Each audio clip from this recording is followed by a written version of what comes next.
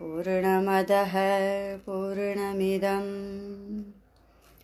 पूर्णात् पूर्णमुदच्यते पूर्णस्य पूर्णमादाय पूर्णमेवावशिष्यते।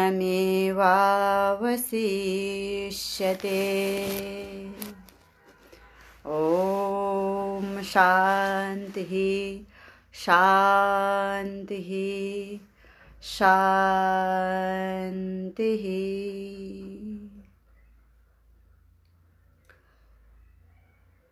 यो विचार सागरको सत्संग कार्यक्रममा सबैलाई हार्दिक स्वागत छ र यो विचार सागरको दोस्रो तरङ्गमा पुगेको छु। यो दोस्रो तरङ्गको 8औं दोहामा आज यहाँबाट चर्चा हुन्छ। यो अनुबन्ध चतुष्टयको विषयमै प्रवचन हुँदै थियो र यसमा यो दोहाको 8औं टीकामा वर्णन गरिन्छ ज्ञान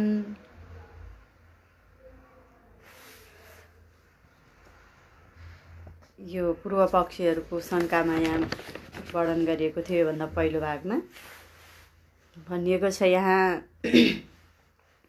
मनुष्यहरूको स्वभाव सिद्ध क्रियाहरूलाई कर्म मान्न सकिँदैन। अब यस विषयमा यहाँ चर्चा हुँदैछ।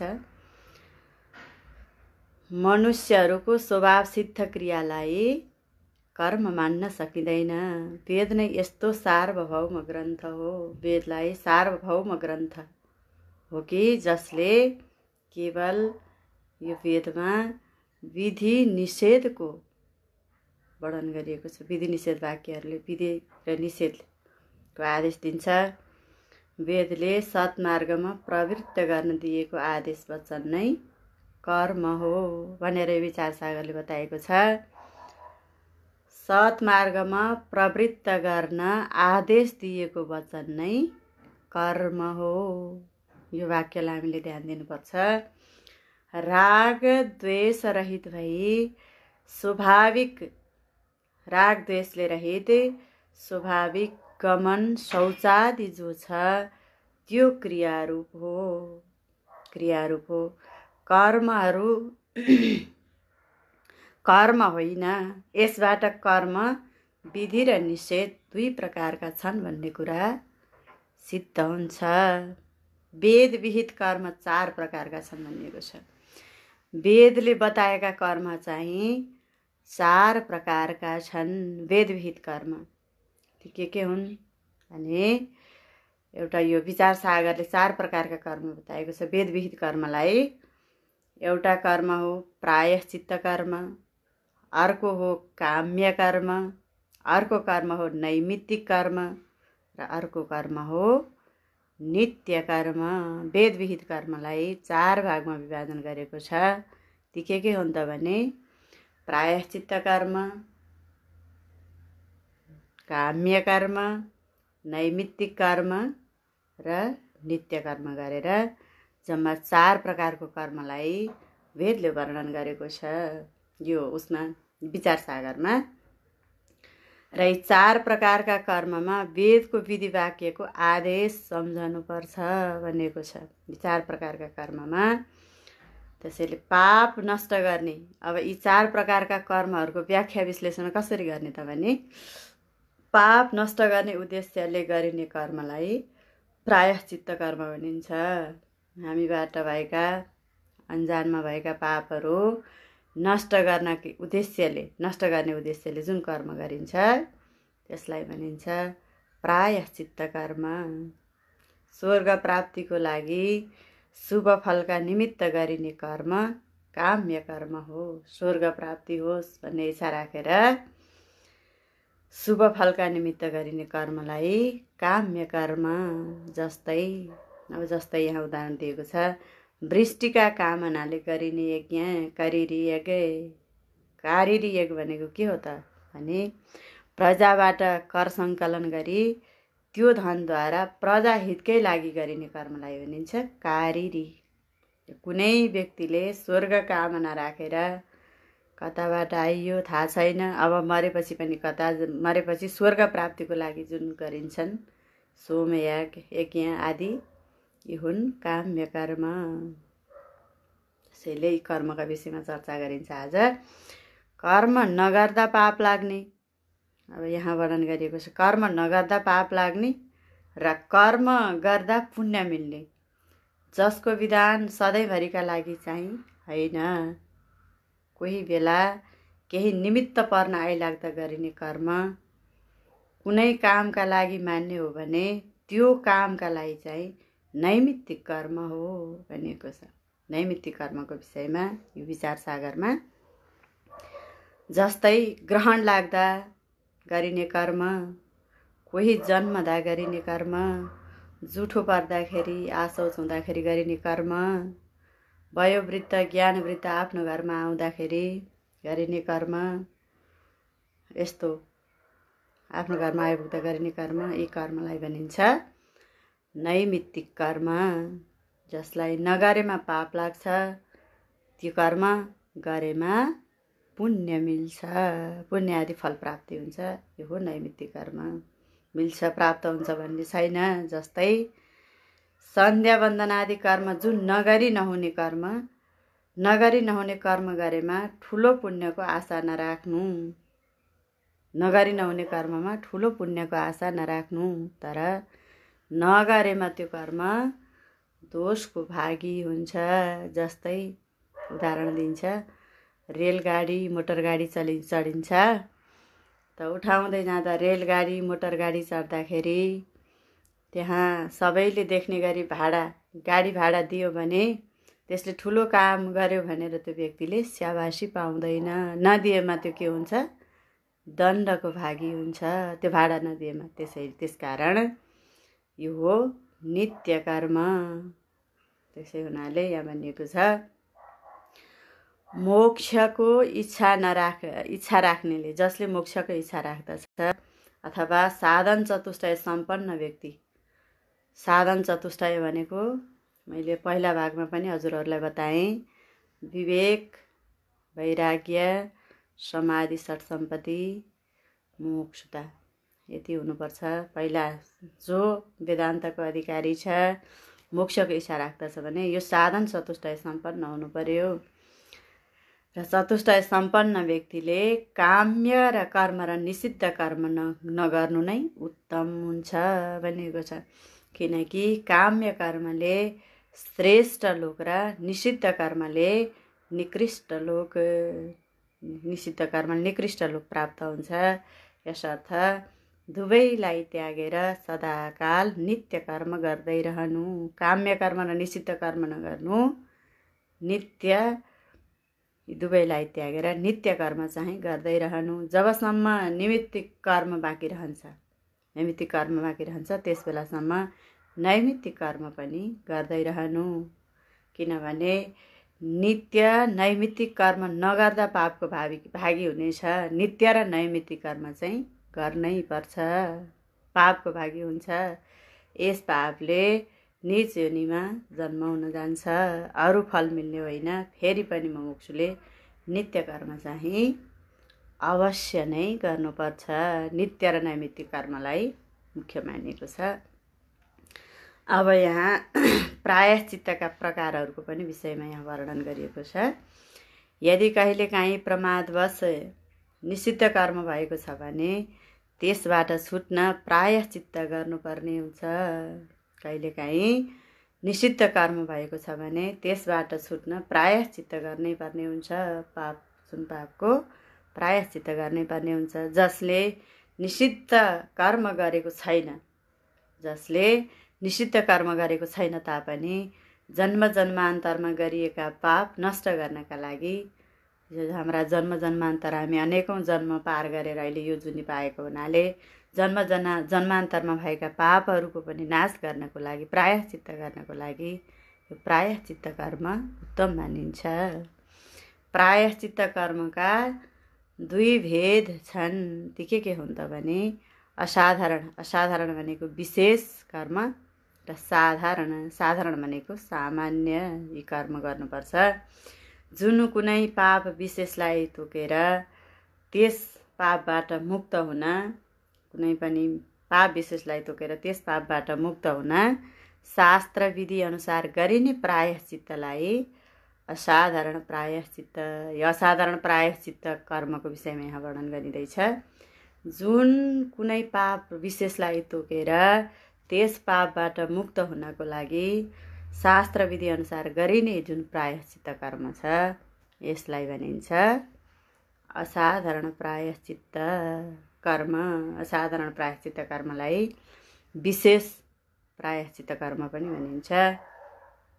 सबै पापबाट मुक्त पाउन गरिने प्रायश्चित्तलाई सबै सम्पूर्ण पाप तोकेर गरेको जुन पाप विशेष तोकेर गरेर त्यस पापबाट मुक्त हुन गरिने कर्म असाधारण प्रायश्चित्त कर्म र सबै पापबाट मुक्त पाउनको लागि गरिने प्रायश्चित्त कर्मलाई साधारण प्रायश्चित्त कर्म भनेर बताएको छ। जस्तै गङ्गा स्नानबाट पनि यो पापबाट प्रायश्चित्त हुन्छ।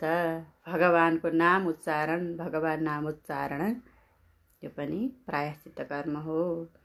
यदि यहाँ भनिएको छ ज्ञात पाप, जानेर गरेको पाप नष्ट गर्नलाई असाधारण प्रायश्चित्त शास्त्रमा विधान गरिएको छ भने अज्ञात पापको प्रायश्चित्त गर्ने विधान पनि शास्त्रमा उल्लेख छ। असाधारण प्रायश्चित्तबाट तिनै पाप नष्ट हुन्छन्। जुन पापको प्रायश्चित्तको शास्त्रमा विधान गरिएको छ। साधारण प्रायश्चित्तले जन्मान्तरदेखि गरिँदै आएका अज्ञात पापहरू नष्ट गर्नको लागि शास्त्रमा विधान गरिएको हो भनेको छ। साधारण प्रायश्चित्तबाट सबै प्रकारका पापको प्रायश्चित्त हुन्छ तापनि गङ्गा स्नान, भगवान नामोच्चारण केवल प्रायश्चित्त मात्र नभई यिनीहरू यो गङ्गा स्नान र भगवान नामोच्चारण जुन कर्म छ त्यस प्रायश्चित्त मात्र नभई काम्य रूप कर्म पनि हो। यो काम्य रूप कर्म पनि हो किनकि शास्त्रले गङ्गा स्नानको श्रेष्ठ लोक प्राप्त हुने कुरा उपदेश दिएको छ भने भगवान नामोच्चारणबाट उत्तम लोक प्राप्त हुने कुरा बताएको छ शास्त्रमा। यसरी गङ्गा स्नान र भगवत नाम संकीर्तन पाप नाशका साथसाथै काम्य रूप कर्म पनि हुन् भनिएको छ। यो भगवत नाम संकीर्तन र गङ्गा स्नानको महत्त्व यहाँ वर्णन गरिएको छ। अश्वमेध यज्ञ र या ब्रह्म यज्ञ पाप नाशक रूप मात्र नभई पाप नाशक तथा स्वर्ग प्राप्ति रूप फलको हेतु हो भनिएको छ। अश्वमेध यज्ञ अथवा ब्रह्म यज्ञलाई पाप नाशक तथा स्वर्ग प्राप्ति रूप फलको हेतु हो। गङ्गा स्नान आदि केवल प्रायश्चित्त रूप मात्र नभई श्रेष्ठ लोक प्राप्ति हुनाले मुमुक्षुजनलाई यसबाट वञ्चित होइन। यद्यपि उत्तम लोक प्राप्तिको कामना रहेछ भने पापको नाश भएर श्रेष्ठ लोक पनि प्राप्त हुने कुरा छ। त्यसैले यो पनि राम्रै हो। जसलाई श्रेष्ठ लोकको चाहना छैन तापनि ऊ निष्प्रिय मुमुक्षु छ भने उसले गङ्गा स्नान गर्यो भने पाप नाश हुन्छ। पुण्यले चाहिँ जगतको हितका लागि हुन्छ। त्यसैले कामनासहित अनुष्ठान गरी गङ्गादि स्नानले पाप नष्ट भई उत्तम लोक प्राप्त हुने र कामना रहित छ भने उसका सम्पूर्ण पाप नाश भई प्रायश्चित्त रूपमै रहला र मोक्ष मार्गमा लाग्न सजिलो हुनेछ। एक गङ्गा स्नान र भगवान नाम उच्चारणको महत्त्व महिमा यहाँ वर्णन गरिएको छ। अब यो विचार सागरको अर्को प्रसङ्ग आउँछ जगतको हेतु कर्म भन्ने शीर्षक छ। अब यहाँ भनिएको छ जसरी वेदान्त मत अनुसार सारा कर्महरू सकामी मनुष्यका लागि जगत उत्पत्तिको कारण हुने यहाँ भनिएको छ र निष्कामीहरूका लागि अन्तःकरण शुद्धि भई मोक्षको हेतु हुनेछ भने त्यसरी नै एक गङ्गा स्नान तथा भगवत नामोच्चारण सकामीका लागि काम्य रूप प्रायश्चित्त हो तथा निष्कामीका लागि चित्तशुद्धिको हेतु बन्नेछ। सकामी भक्त र निष्कामीको लागि फरक छ। यसकारण मुमुक्षुका लागि साधारण प्रायश्चित्त गर्नै पर्ने हुन्छ। जो मुमुक्षु छ भने उसले चाहिँ साधारण प्रायश्चित्त गर्नै पर्ने हुन्छ भनिएको छ। त्यसैले यसबाट जन्म जन्मान्तरका सबै पाप ज्ञान प्राप्ति बिना नै नाश हुनेछ। यो साधारण प्रायश्चित्त गर्यो भने ज्ञान प्राप्ति बिना नै उसका सम्पूर्ण पाप नाश भएर शास्त्रको अनुसार यहाँ भनिएको छ। शास्त्रमै श्रीमद् भागवत महापुराणमा वर्णन गरिएको छ। यसबाट शास्त्रमा अजामिलले पनि भगवानको नाम उच्चारण, अजामिलको प्रसङ्ग आउँछ। अजामिलले पनि भगवानको नाम उच्चारण गरेको थियो। त्यसैले साधारण प्रायश्चित्त हुँदा उसका सम्पूर्ण पाप नाश भएर यमदूत र विष्णुदूत बीचको संवाद सुन्ने अवसर पाई चित्त शुद्ध भएर घरबार त्यागेर पछि हरिद्वारमा पुगी सत्सङ्ग श्रवण गरी ज्ञान प्राप्त भई प्राप्त ज्ञानलाई मनन निधिध्यासन र ब्रह्मैक बोध भई मोक्ष भएको उल्लेख छ। त्यसैले यो साधारण प्रायश्चित्तबाट पनि मोक्ष नै हुन्छ भन्ने कुराको यहाँ प्रमाण दिएको छ। अजामिलले पनि साधारण प्रायश्चित्त गरेर हरिद्वारमा गएर मोक्ष प्राप्त गरेको प्रसङ्ग यहाँ वर्णन गरिएको छ। अब आउँछ मुमुक्षुहरूको जन्म जन्मान्तरका काम्य कर्म पनि बन्ध्या समानै हुनेछ। अर्थात् फलको हेतु बन्दैन। मुमुक्षुहरूले गरेका काम्य कर्म फलको हेतु बन्दैन, किनकि वेदान्त मतमा कर्म अनुष्ठानको समय र कर्म गर्ने पुरुषको इच्छा नै फलको कारण अङ्गीकार गरिएको छ भनिएको छ। वेदान्त मतमा कर्म अनुष्ठानको समय र कर्म गर्ने पुरुषको इच्छा नै फलको कारणको अङ्गीकार गरिएको छ भनिएको छ। इच्छायुक्त अनुष्ठित कर्म स्वर्ग आदि फलको हेतु हुन्छ। इच्छाले युक्त भएको अनुष्ठित कर्म छ भने त्यो स्वर्ग आदि फलको हेतु हुन्छ। स्वर्ग आदि फलको हेतु त्यसैले फलको हेतु हुन्छ। तथा निष्काम अनुष्ठित कर्म स्वर्ग आदि रूप फलको हेतु बन्न सक्दैन। निष्काम अनुष्ठित कर्म चाहिँ स्वर्ग आदिको फलको हेतु बन्न सक्दैन भनेको छ। यसै गरी फलेच्छु भनेको कर्मवादीका सिद्धान्तमा कर्मको सिद्धि वा कर्मफल प्राप्त भएपछि मात्रै कर्म गर्ने पुरुषमा इच्छा जीवितै रहेको हुँदा फलको हेतु बनिरहेकै हुन्छ। यो वाक्यलाई हामीले ध्यान दिनुपर्छ। यहाँ भनिएको छ कि फलेच्छु भनेको जसले फल इच्छा राखेर कर्म गर्छ। कर्मवादीहरूका रूपमा सिद्धान्तमा कर्मको सिद्धि वा कर्मको फल प्राप्ति भएपछि मात्रै पनि कर्म गर्ने पुरुषमा इच्छा जीवितै रहेको हुँदा फलको हेतु बनिरहेकै हुन्छ। फलको इच्छा भइराखेको हुनाले फलको हेतु बनिरहेकै हुन्छ। त्यसैले पुरुषको त्यो इच्छा यदि निष्काम पुरुष भएमा, निष्कामी कुनै कामना राखेको पुरुष भएमा, नराखेको पुरुष निष्कामी पुरुष भएमा त्यो फल प्राप्तिको सट्टा त्यो व्यक्ति मुमुक्षु बन्छ, मोक्ष प्राप्तिको इच्छा गर्ने व्यक्ति बन्दछ भनिएको छ।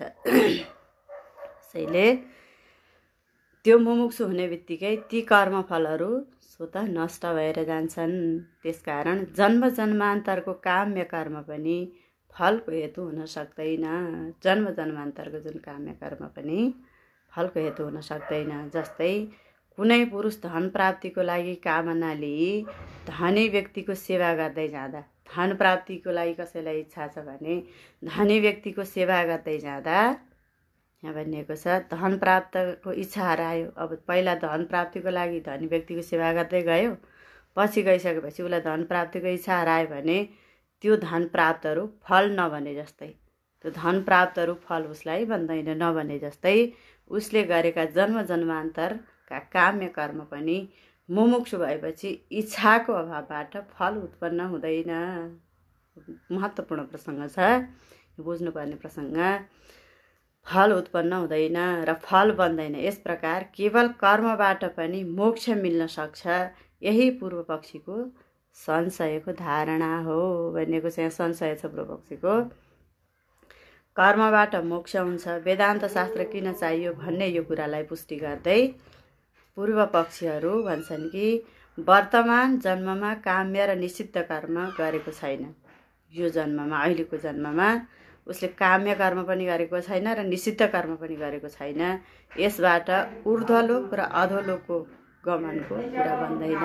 त्यसै हुनाले यसबाट ऊर्ध्वलोक र अधोलोकको गमनको पनि कुरा बन्दैन।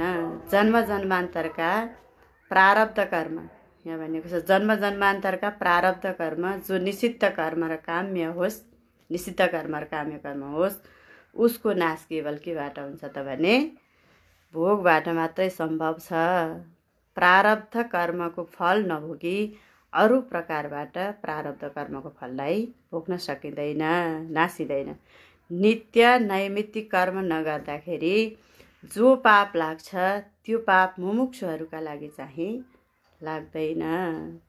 त्यो मुमुक्षु छैन भने, यी कर्म नगर्दा पाप लाग्छ त मुमुक्षु छ भने नित्य नैमित्तिक कर्म गर्दाखेरि त्यो मुमुक्षुहरूका लागि लाग्दैन। जन्म जन्मान्तरदेखि सिञ्चित निषिद्ध कर्मको नाश त साधारण प्रायश्चितबाट हुन्छ भनिएको छ। जन्म जन्मान्तरको सिञ्चित काम्य कर्म मुमुक्षुको इच्छाको अभावले फलदायक हुने छैन।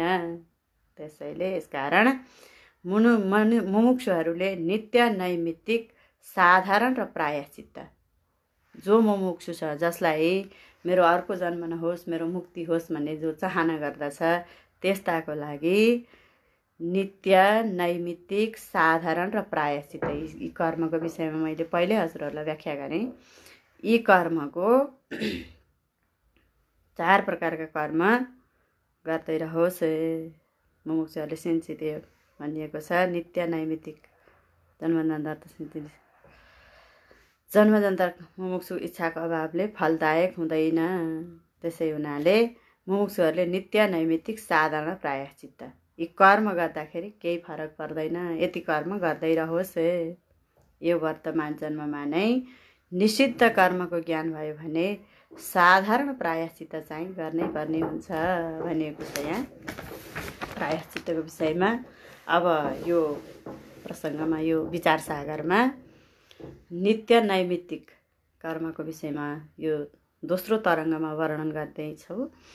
नित्य नैमित्तिक कर्मको सामान्य व्याख्या। मानौ नित्य नैमित्तिक कर्म मात्रै गर्नु, प्रायश्चित कर्म नगर्नु, किनकि मुमुक्षु सञ्चित निषिद्ध र काम्य कर्म मुमुक्षुका लागि, मुमुक्षुका सञ्चित निषिद्ध र काम्य कर्म नष्ट भइसकेका हुन्छन्। मुमुक्षुका यति कर्म चाहिँ नष्ट भइसकेका हुन्छन्। जस्तै ज्ञानीका सञ्चित कर्म नष्ट हुन्छ भन्ने कुरा वेदान्त मतले अङ्गीकार गरेको छ। जो ज्ञानी छ, महापुरुष छ, जो आत्मालाई चिनेको छ, आत्मामा स्थित भएर रहेको छ, त्यस्ता व्यक्तिको सञ्चित कर्म नष्ट भइसकेको हुन्छ भन्ने कुरा वेदान्त मतले अङ्गीकार गरेको छ। वेदान्त मतले यो बताएको छ। यसै गरी निषिद्ध काम्य कर्मलाई छाडेर सधैँ नित्य नैमित्तिक कर्ममा लागिरहेका मुमुक्षुका सञ्चित कर्म नाश भएकै हुन्छ। मुमुक्षुको पनि यी कर्म नाश भएको हुन्छ। अथवा सधैँ सञ्चित काम्य र निषिद्ध कर्म फल मिलेर नै मानिसको जन्म आरम्भ हुन्छ। यति कर्म भयो भने, यति कर्म रह्यो भने मानिसको फेरि जन्म आरम्भ हुन्छ, जन्म सुरु हुन्छ। मुक्त पुरुषमा पनि सञ्चित कर्मको वासना अवशेष रहेको छ भने अर्को एक जुनी पनि हुनेछ। जो मुक्त पुरुष छ, मुक्त पुरुषमा पनि एक वासना, सञ्चित कर्मको वासना अलिकति शेष मात्र रह्यो भने पनि उसको अर्को जुनी हुनेछ। जस्तै श्रीमद् भागवत महापुराणमा जड भरतको पनि, अथवा सिद्ध प्राप्ति योगी काय व्यूह बनाई अनन्त जन्म जन्मान्तरका कर्मफललाई एउटै जीवले अनन्त शरीर बनाई एकै समयमा सारा सञ्चित कर्मका फल भोगिसकेका हुनाले कर्मफल बाँकी रहँदैन। कर्मफल बाँकी नरहेपछि फल भोग्ने भोक्ता भएर अर्को जन्म पनि लिन पर्दैन। यही जुनीमा नै मोक्ष प्राप्ति हुन्छ भनेको छ। अथवा नित्य नैमित्तिक कर्मको अनुष्ठानबाट जुन क्लेश उत्पन्न हुन्छ, नित्य नैमित्तिक कर्मको अनुष्ठानबाट जुन क्लेश उत्पन्न हुन्छ, त्यो क्लेश जन्म जन्मान्तरको सञ्चित र निषिद्ध कर्म जन्मको आरम्भ होइन। जो सञ्चित काम्य कर्म छ त्यसले एक जन्म वा एक कालमा अनन्त शरीरको आरम्भ गर्नेछ भनेको छ। यी वाक्यहरूलाई हामीले ध्यान दिनुपर्छ। यसकारण मुमुक्षुहरूमा आगामी जन्मको दुःखको केही अंश पनि नाश नभए तापनि सुखको भोग चाहिँ हुने नै छ मुमुक्षुहरूमा। किनकि जन्मान्तरबाट सञ्चित शुभ कर्मद्वारा नै मनुष्य शरीर उत्पन्न भएको हो। यो शरीर उत्पन्न भएको हो। यही शरीरले नै सञ्चित कर्ममा रहेको पाप पुण्य जनित सुख दुःख भोग्ने हो। यही शरीरले यही दुःख सुख पनि नित्य नैमित्तिक कर्मको अनुष्ठानबाट पूर्व जन्ममा नै भोगिसकेको हुनेछ, मोक्ष भोगिसकेको हुनेछ। यस प्रकार बिना प्रायश्चित्त पनि नित्य नैमित्तिक कर्म अनुष्ठानबाट मोक्ष प्राप्ति हुन्छ। यसकारण नैमित्तिक कर्मको समयमा नैमित्तिक र नित्य कर्मको सदा अनुष्ठान गर्नुपर्छ। यसलाई नै एकभाविकवाद भनिएको छ। एकभाविकवाद कर्मबाट उक्त एकभाविकवाद पूर्व पक्षीको विचारलाई पुष्टि गर्दै ज्ञानद्वारा बन्धनको निवृत्ति ग्रन्थको प्रयोजन होइन यहाँ भनिएको छ। होइन, किनभने जो अन्यबाट हुँदैन, अन्यबाट हुन सम्भव पनि छैन, त्यो वस्तु प्राप्त हुनु नै मुख्य प्रयोजन हो। जस्तै रूप ज्ञान नै नेत्रको प्रयोजन हो। रूपको ज्ञान नेत्र बाहेक अरूबाट हुने सम्भव छैन। यो रूपको ज्ञान नेत्रको प्रयोजन हो, नेत्र बाहेक अरूबाट हुने सम्भव छैन। बन्धनको निवृत्ति ग्रन्थ बिना कर्मबाट हुन सक्छ। यसकारण ग्रन्थको प्रयोजन बन्धनबाट निवृत्ति हुन्छ भन्ने कुरा पनि हुँदैन। यसरी ग्रन्थद्वारा अधिकारी विषय प्रयोजन आदि पनि बन्दैन भनेर यो अनुबन्ध चतुष्टयकै प्रसङ्गमा छु अहिलेसम्म, यो दोस्रो तरङ्गसम्म। अब पूर्व पक्षीहरू सम्बन्धलाई पनि खण्डन गर्दै यसो भन्दछन्, अधिकारीको अभाव भएबाट सम्बन्ध पनि बन्दैन। किनभने विषयको अभावबाट ग्रन्थको प्रतिपाद्य प्रतिपादक भाव सम्बन्ध बन्न सक्दैन। विषयको अभावबाट ग्रन्थको प्रतिपाद्य प्रतिपादक भाव सम्बन्ध बन्न सक्दैन। अधिकारी र फलको अभावले प्राप्य प्रापक भाव सम्बन्ध पनि बन्न सक्दैन। अधिकारीको अभाव भइसकेपछि उसको विचारको कर्तव्य र कर्तव्य भाव सम्बन्ध, कर्तृव्य र कर्तव्य भाव सम्बन्ध नबनेकाले ज्ञान निष्फल हुने हुनाले ग्रन्थ र ज्ञानको जन्यजनक भाव सम्बन्ध पनि बन्दैन। यो महत्त्वपूर्ण सिद्धान्त हो विचार सागरको। यो प्रसङ्गलाई हामीले अलि ध्यान दिनुपर्छ। सफल वस्तु जन्य मानिन्छ र पूर्वोक्त प्रकारबाट ज्ञान सफल हुन सक्दैन, तसर्थ ज्ञान स्वरूपतः अभाव छ। यसकारण ज्ञान र ग्रन्थको सम्बन्ध बन्दैन, किनकि जीव र ब्रह्मको अभेद निश्चय हुनुलाई नै सैद्धान्तिक ज्ञान भनिएको छ।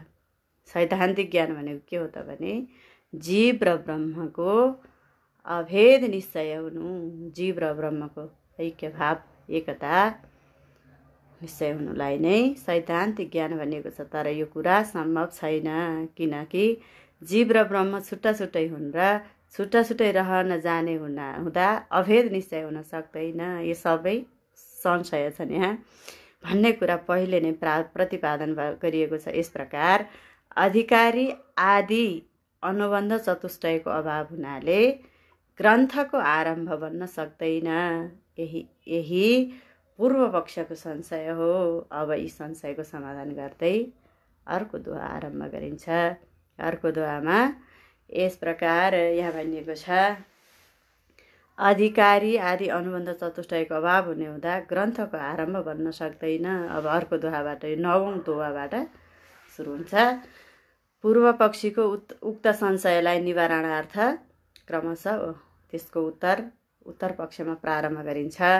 मोक्षको लागि प्रथम अंश मोक्षको इच्छा हुनु हो। जसलाई मोक्ष प्राप्तिको इच्छा हुनु छ त्यो मोक्ष हो।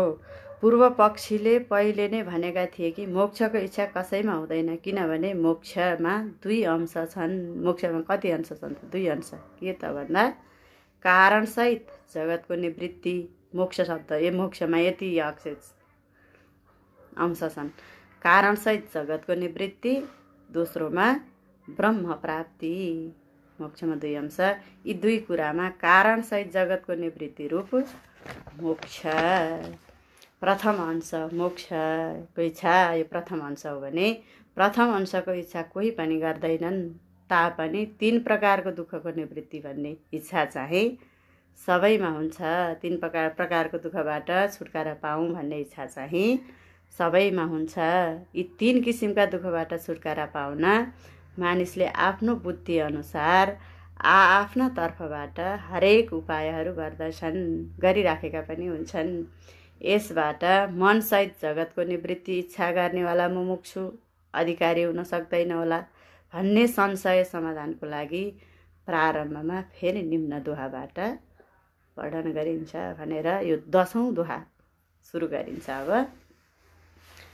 जगतको कारण अज्ञान। जगतको कारण के हो त भने अज्ञान तथा 3 प्रकारको दुःखको अन्य उपायले नाश हुन सक्दैन, किनभने मूल अविद्याको नाशबाट सबै दुःख र दुःखको कारण रोगादि तथा रोगादिको आश्रय शरीर आदि पनि नाश हुन्छ। यसबाट के बुझिन्छ भने 3 प्रकारका दुःख नष्ट गर्नको लागि कारणसहित जगतको निवृत्ति रूप मोक्षको प्रथम अंश चाहिँ सबै मानिसहरू चाहन्छन्। यसको अभिप्राय यो हो कि जो पुरुष आफ्नो शरीरको रोगबाट छुट्न औषधि आदिको उपाय गर्न समर्थ छ तापनि यो एउटै नियमले मात्रैले पनि रोगजन्य दुःखबाट ऊ छुट्न सक्दैन। रोग लागे जति सबैलाई औषधि सेवनले रोग निको हुन्छ नै भन्ने निश्चय छैन। यहाँ बुझ्नुपर्ने कुरा छ, कोहीलाई निको हुन्छ पनि, हुन नि सक्छ, कोहीलाई निको हुँदैन पनि। फेरि औषधिद्वारा एकपटक निको भइसकेको रोगी फेरि पनि बल्झन सक्छ, फेरि रोगी हुन सक्छ। बल्झन सक्ने हुनाले फेरि पनि दुःख उत्पन्न भइ नै हाल्यो। यस्तो कुरा संसारमा देखिएकै छ। तसर्थ औषधिले रोगजन्य दुःखको आत्यन्तिक निवृत्ति भनेको सदा दुःख हट्ने, सदाको लागि निवृत्ति हुन्छ भन्ने कुरा मान्न सकिँदैन। जसको अत्यन्त निवृत्ति भएको हुन्छ उसको पुनः उत्पत्ति हुँदैन। आत्यन्तिक निवृत्ति भइसकेपछि पुनः उसको उत्पत्ति हुँदैन। औषधिद्वारा जुन दुःख निवृत्ति हुन्छ त्यसको खास सीमित नियम मात्रै हो। औषधिद्वारा दुःखको आत्यन्तिक निवृत्ति हुन्छ भन्ने कुरा मान्न सकिन्न। दुःख उत्पन्न गर्ने सबै साधन नासिए मात्र दुःखको निवृत्ति नियमपूर्वक हुँदै जाओस् भन्ने चाहना हुन्छ। फेरि दुःखको साधनमा हामीलाई दुःख दिने सामग्री समेत नष्ट होउन् र पुनः दुःखको उत्पत्ति नहोस्, फेरि दुःखको उत्पत्ति नहोस्।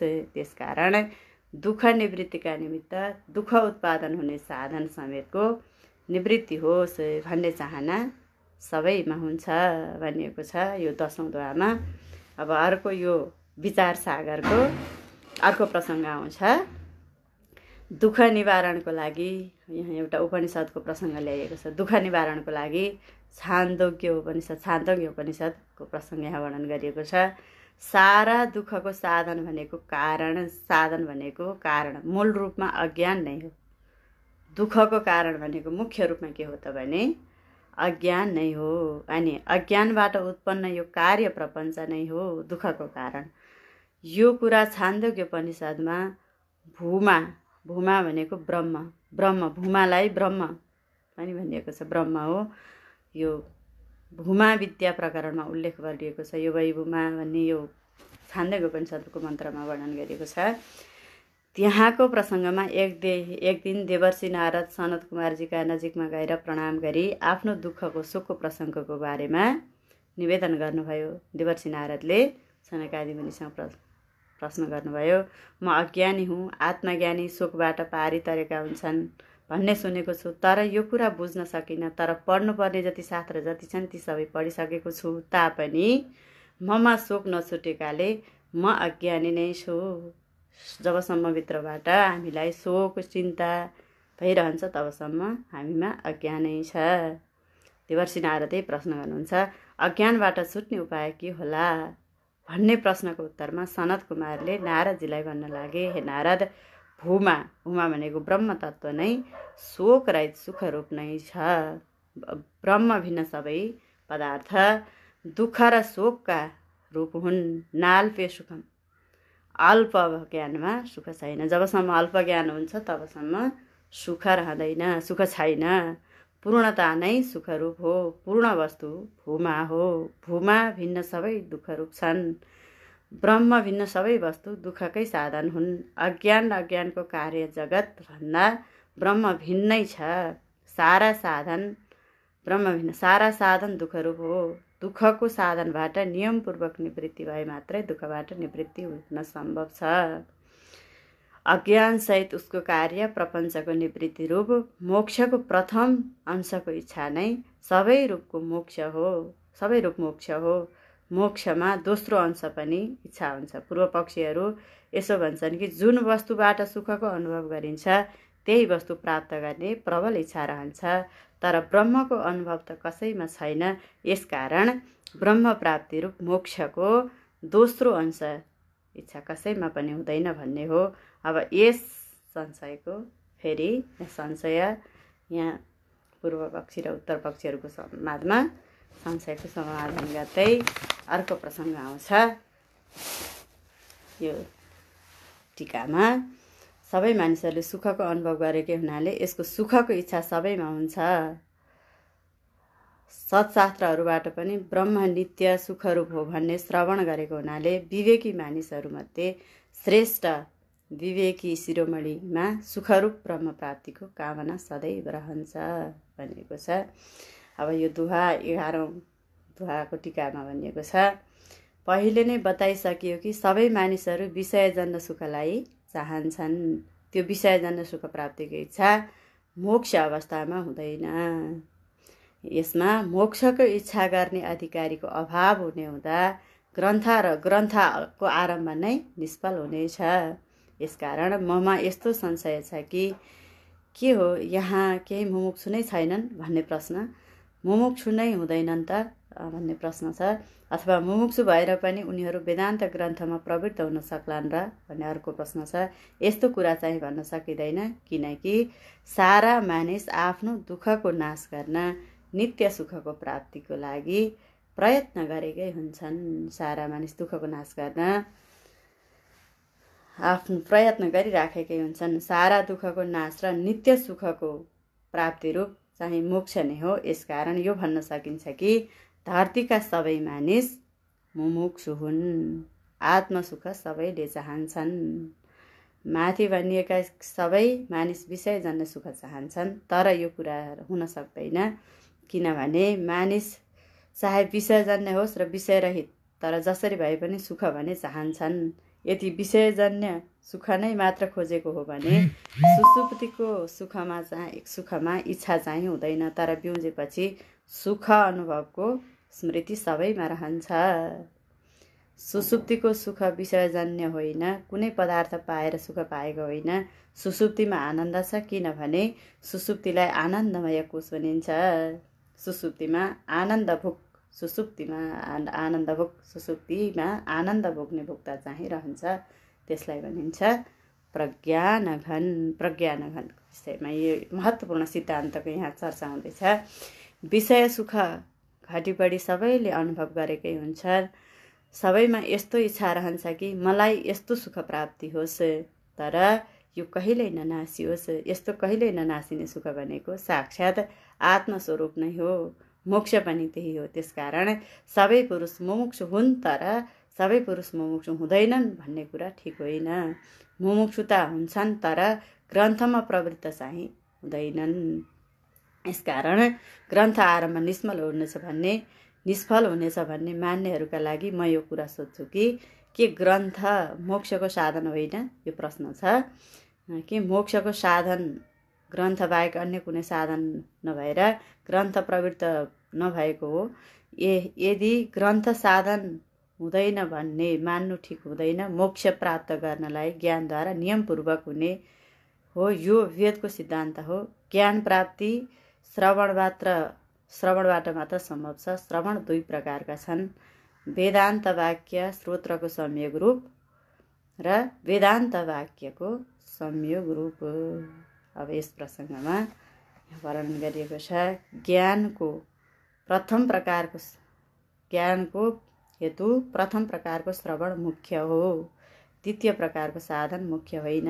किनकि शब्दबाट उत्पन्न हुने ज्ञानमा इन्द्रियका साथ शब्दको संयोग नै कारण हो। त्यो बुझ्नु छ। वेदान्त वाक्य र श्रोत्रको संयोग रूप श्रवण नै ब्रह्म ज्ञान उत्पन्न हुने कारण सिद्ध हुन्छ। आवान्तर वाक्यको श्रवणबाट परोक्ष र महावाक्यको श्रवणबाट अपरोक्ष ज्ञानको हेतु हो। यी कुरा पहिले नै प्रतिपादन गरिसकेको छ भनेर यहाँ वर्णन गरिएको छ। अब यसलाई व्याख्या गर्दा जुन ज्ञानबाट अभावना र विपरीत भावना, श्रवण मनन र निधिध्यासनको विषयमा छोटो संक्षिप्त चिनारी दिउँ। अब जुन ज्ञानबाट असम्भावना र विपरीत भावना हामीभित्र रहेको छ त्यसको निराकरण गर्न श्रवण मनन र निधिध्यासन हो। अभावना विपरीत भावना आदि दोषहरू नाशका लागि श्रवण मनन निध्यासन हो। यही आवश्यक हो, यही गर्नु नै मुख्य लक्ष्य हो। वेदान्त वाक्यको विचार र विश्लेषणले असम्भावना नष्ट हुन्छ। वेदान्त विचार र विश्लेषणले असम्भावना जुन दोष छ त्यो नष्ट हुन्छ। वेदान्त वाक्य ब्रह्मको प्रतिपादक हो वा अर्को कुनै वस्तुको प्रतिपादक हो, यस्तो संशय नै वेदान्त वाक्य प्रतिको धारणा नै असम्भावना हो, जबकि वेदान्त वाक्यको विचारबाट टाढा नै रहन्छ। मननबाट प्रमेयमा रहेको असम्भावना नाश हुन्छ। जीव ब्रह्मको एकतालाई वेदान्तमा प्रमेय भनेको छ। प्रमेय भनेको के हो त भने वेदान्तले जीव र ब्रह्मको एकतालाई प्रमेय, यो वाक्यलाई हामीले ध्यान दिनु पर्यो। गीतामा भनेको छ नासिनु प्रमेयस्य, यो गीताजीमा पनि यसको वर्णन गरिएको छ। निर्विशेष अवस्थामा अप्रमेय भनिएको छ। जीव ब्रह्मको एकता सत्य हो कि भिन्नता चाहिँ सत्य हो, यस्तो संशयलाई प्रमेयमा रहेको असम्भावना भनिन्छ। जीव र ब्रह्मको एकता भिन्नता चाहिँ सत्य हो कि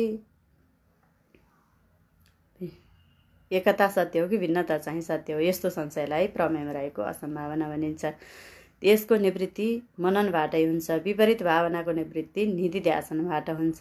विपरीत भावना यस प्रकार, यो असम्भावना विपरीत भावना यसको प्रसङ्गको विस्तृत व्याख्या अगाडिकै भागमा गरिसकिएको छ। यसले यहाँ संक्षिप्त मात्रै यहाँ वर्णन गरिन्छ। यस प्रकार प्रथम पक्ष श्रवण ज्ञान मोक्षको हेतु हो भने दोस्रो पक्ष विचार रूप श्रवण मनन निध्यासनद्वारा असम्भावना र विपरीत भावनाको निवृत्ति मोक्षको हेतु हुन जान्छ। वेदान्तको अर्थ उपनिषद हो। यद्यपि यो कुरा सुनाइमा भिन्नता छ तापनि समानार्थक भाषाका वाक्य यस ग्रन्थमा समावेश छ। यसकारण यो ग्रन्थ श्रवणबाट ब्रह्मज्ञान उत्पन्न हुन्छ। यो विचार सागर ग्रन्थबाट ब्रह्मज्ञान उत्पन्न हुन्छ। यो कुरा प्रतिपादन पछिका तरङ्गहरूमा गरिन्छ। यस प्रकार यो ग्रन्थ ज्ञान प्राप्तिको राजमार्ग हो। यो विचार सागर ज्ञान नै मोक्षको हेतु हो भने मनन र विचार रूप चाहिँ असम्भावना दोष निवृत्ति भएर ग्रन्थप्रति श्रद्धा जागेर मोक्षको कारण बन्दछ। यसबाट के सिद्ध भयो भने ग्रन्थबाट मोक्ष सम्भव छैन र वेदान्त श्रवणभन्दा अर्को बाटो राम्रो ठान्ने हठ गर्नु केवल हठ धर्मी हो। वेदान्तदेखि बाहेक मोक्षको मार्ग अर्को छैन। यस्तो मोक्ष सम्भव छैन। उपनिषद सूत्र भाष्य आदि अनेक संस्कृतका ग्रन्थ जीव ब्रह्मको एकताको प्रतिपादक हुन् भनेको छ। यस ज्ञानद्वारा मोक्षको प्राप्त हुन्छ। संस्कृत भाषा ज्ञान भएका ती व्यक्तिहरू अरू नै हुन्, भिन्नै हुन् भने यहाँ त हामी संस्कृत नजान्ने छुट्टै हौँ। यसकारण संस्कृत भाषादेखि बाहेक अरू भाषामा रचना गरेका ग्रन्थ निष्फल हुन सक्छ। यसो हेर्दा उक्त कथन सत्य जस्तै छ तापनि संस्कृत ग्रन्थको अर्थ ग्रहण गर्न जो मुमुक्षु समर्थ छैन उसका लागि संस्कृत ग्रन्थबाट ज्ञान हुन गाह्रो पनि छ। यसकारण मन्दबुद्धि मुमुक्षु संस्कृत ग्रन्थमा प्रवृत्त हुँदैनन्। ठिकै हो, ग्रन्थबाट मोक्ष हुन सक्छन्, तर संस्कृत ग्रन्थ मन्दबुद्धिहरूमा बोध हुँदैन। किन्तु मुमुक्षु भए पनि ग्रन्थमा प्रवृत्त पाएका हुँदैनन्। विवेक वैराग्य आदि साधन रूपी धन सम्पत्ति यी सरसम्पत्ति अधिकारी पाउन दुर्लभ छ। साधन धन अभाव ग्रन्थमा प्रवृत्त हुन कठिन छ। तर म यो कुरा प्रश्न गर्छु कि ज्ञान प्राप्तिका अधिकारी हुँदैनन् वा यस पृथ्वीमा कोही पनि छैनन् भन्ने प्रश्न। यदि बताउँ कि अधिकारी छैनन् यो कुरा मान्न सकिन्छ, परन्तु संसारभरिमा कोही वेदान्तको अधिकारी कोही पनि हुँदैनन् भन्ने कुरा चाहिँ मान्न सकिँदैन। किनभने मानिसका अन्तःकरणमा 3 दोष छन्: मल, विक्षेप र स्वरूपको आवरण। मल दोषको दोस्रो नाम हो पाप। विक्षेप भनेको चञ्चलता, विषय चिन्तन। आवरणको अर्थ हो अज्ञान। यी शुभ कर्मले मलदोष, उपासनाले विक्षेप दोष र ज्ञानद्वारा आवरण दोष नाश हुन्छ। जसका अन्तःकरणमा मल, विक्षेप, आवरण यी 3 दोष छ ऊ ज्ञानको अधिकारी बन्न सक्दैन। तर यस जन्ममा पूर्व जन्ममा शुभ कर्म र उपासनाको अनुष्ठानबाट जसको मल, विक्षेप दुवै नष्ट भइसकेका छन् भने ऊ ज्ञानको पूर्ण अधिकारी हो र ऊ ग्रन्थमा प्रवृत्त पनि हुन्छ भनेर वर्णन गरिएको छ। अब यसको प्रसङ्गमा थोरै यहाँ वर्णन गरौँ। मानिस कस्ता हुन्छन् त मानिसका प्रकारको विषयमा पनि छोटो चर्चा गरौँ। माथि नै भनियो कि 4 प्रकारका पुरुष हुन्छन् भनेर वर्णन गरिएको छ। माथि नै भनियो कि विषय सुख सबैले चाहन्छन्, नित्य सुख चाहिँ कोही चाहँदैनन्। यो उपयुक्त कथन होइन कि पुरुष नै 4 प्रकारका हुन्छन्: पामर, विषयी, जिज्ञासु र मुक्त। लोक, वेद, निषिद्ध र विहित दुवै भोगमा आसक्त एवं शास्त्रीय संस्कार रहित जो छ त्यसलाई भनिन्छ पामर। पामर, विषयी, जिज्ञासु, मुक्त यी पुरुषमा लोक, वेद, निषिद्ध, लोक र वेद निषिद्ध र विहित, वेद विहित दुवै भोगमा आसक्त एवं शास्त्रीय संस्कार रहित जो छ त्यसलाई भनिएको छ पामर पुरुष। जो शास्त्र अनुसार लोक व्यवहार अनुकूल विषय भोग गर्दै यो लोक परलोक सुखको कामना राख्दै कर्म गर्दै रहन्छ ऊ हो विषय पुरुष। विषय पुरुषको परिभाषा: जुन पुरुष श्रेष्ठ संस्कारद्वारा सशास्त्रको श्रवण गरी उत्तम विवेक प्राप्त गरेको छ त्यही विवेकी उही हो जिज्ञासु। जिज्ञासुको परिभाषा: विषय सुख अनित्य हो। जति बेलासम्म विषय सुख रहन्छ त्यो समयमा पनि केही न केही रूपमा सानोतिनो सुखले सताइरहेकै हुन्छ। विषय सुखको परिणाम आखिरी दुःखै हो। विषय सुखको अन्त्य दुःख नै हो। विषय सुखभित्र दुःख छिपेर रहेको हुन्छ। भित्र दुःखले भरिएको र बाहिर सुखको खोल हालेको लेप लगाएको हो। सुख देखिएको मात्रै हो, बाहिरी लेप सकिएपछि तुरुन्त दुःख प्रकट भइहाल्छ। यस प्रकार विषयग्रस्त पुरुष नै दुःख सागरमा डुबेको व्यक्ति हो। लौकिक उपायले दुःख निवृत्तिको सम्भव छैन। दुःखबाट छुटकारा पाउन जुन उपायले सुख प्राप्त भए जस्तो हुन्छ फेरि अर्को दुःख प्रवेश गरिहाल्छ। जब तक यो शरीरमा प्राण रहन्छ तब तक दुःखको निवृत्ति सम्भव छैन। किनभने शरीरको उत्पत्तिको कारण नै पाप पुण्यको फल हो। यो शरीर नै पाप पुण्यको फलबाट सृष्टि हुन्छ। कर्मफलहरू फल रूप मानव शरीर, मनुष्यको शरीर पाप पुण्य मिश्रित कर्मको फल हो भने भनिएको छ हो भन्ने कुरा प्रसिद्ध नै छ। देव शरीर पनि मिश्रित कर्मको फल नै हो। यदि देव शरीर पुण्य मात्रको फल हो भने देवलोकमा दुःख चिन्ता ईर्ष्या डाहा नहुनु पर्ने हो। तर त्यहाँ पनि धेरै सुख पाएकाहरूमा घमण्ड बढेको, थोरै सुख पाएकालाई हेपेको र बिना विघ्न पर्छ कि भनेर चिन्तामा पिरोलिएको, आफूले पाएको सुख र आनन्दको रक्षा गर्न असुरहरूसँग सङ्ग्राम परि र देवासुर सङ्ग्राम परि दुःख झेलेको कुरा पुराण आदि शास्त्रमा प्रसिद्ध नै छ। देव शरीरमा पनि पुण्य अधिक पाप न्यून, तिर्यक योनिमा पाप अधिक पुण्य न्यून, यी दुवै जुनी मिश्रित कर्मको फल हो तिर्यक जुनीबाट पाप पुण्य बन्दैन। तेस्रो जुनी, त्यो तिर्यक जुनी भनेको तेस्रो कास्रेट जुनीमा पाप पुण्य रहन। तिर्यक जुनीले पाप घटाउँछ। देव योनिमा पुण्य घट्छ। पुण्य घटेर पाप सर भएपछि पनि स्वर्गबाट खसेर फेरि मनुष्य जुनी हुने हो। तिर्यक योनिबाट पाप घटेर पुण्य बराबर भएपछि मनुष्य हुने हो। मनुष्य देहमा पाप पुण्य बराबर हुन्छ। पाप पुण्य बनाउने चाहिँ यो मनुष्य शरीर नै हो। पाप पुण्य त्यागेर पाप पुण्यको बन्धन तोडेर मोक्ष प्राप्त गर्ने पनि मानिस दुनी मात्रै हो। कोही शरीर अल्प पुण्य र अधिक पापबाट बनेको तिर्यक योनि, कोही अधिक पुण्य र अल्प पापले बनेको देव योनि भन्यो। यही अभिप्रायले देव शरीरलाई केवल पुण्यको फल हो भनेर वेदले भनेको छ। यसमा केही विरोध छैन, किनभने बाहुल्यता भएकालाई, किनभने ब्राह्मण बस्ती भनेर कसैले भन्यो भने, बाहुन गाउँ भन्यो भने बाहुनहरूको बाहुल्यता भएकाले बाहुन गाउँ भनिएकाले त्यहाँ अरू जात छँदै छैन भने चाहिँ होइन। त्यसैले पुण्यको फल मानिन्छ। देव शरीर पापको अधिकताले पशु र पुण्यका अधिकताले देव शरीर भनेको हो। शरीर रहेसम्म कर्म भइरहन्छ। कर्म रहेसम्म कर्मबाट फल बनिरहन्छ। फल रहेसम्म फलको भोग्नलाई शरीर नै चाहिन्छ। बिना शरीर कर्मको फल भोग्ने अर्को साधन छैन। भोक्ता जीव हो। जीवले शरीरभित्र रहेको कर्मको फल भोग्दछ। दण्ड भोग्न पनि शरीर नै चाहियो।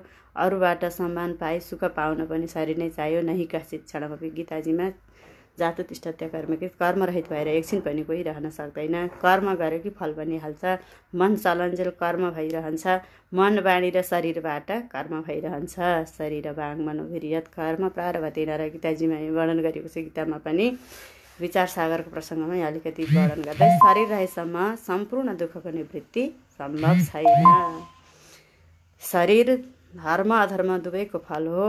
धर्म अधर्मको निवृत्ति बिना शरीरको निवृत्ति हुने सम्भावना रहँदैन। वर्तमान छुटेपछि पाप पुण्य छुटेकाले यसैको फलले पुनः अर्को शरीर प्राप्त हुनेछ। त्यहाँ पनि कर्म गर्ने हुन्छ। त्यो कर्मबाट फेरि पनि पाप पुण्य भन्ने हुँदा जन्म मृत्युको चक्रबाट छुट्न सक्दैन। राग द्वेष नष्ट नभएसम्म पाप पुण्य छुट्दैन। किनभने भोगबाट वर्तमान पुण्य पाप नष्ट भए पनि राग द्वेष रहेसम्म पाप पुण्यको उत्पत्ति भइरहेकै हुन्छ। यसकारण यो मान्नुपर्ने हुन्छ कि राग द्वेष निवृत्ति नभएसम्म पाप पुण्यरूपी बन्धन मुक्त हुन सक्दैन भन्ने प्रसङ्गलाई यहाँ वर्णन गरियो। अब यो राग द्वेषको कारण प्रसङ्ग अर्को भागमा वर्णन गरौँला। आजलाई यति नै। हरि ओम तत्सत। हरि ओम तत्सत। हरि ओम तत्सत।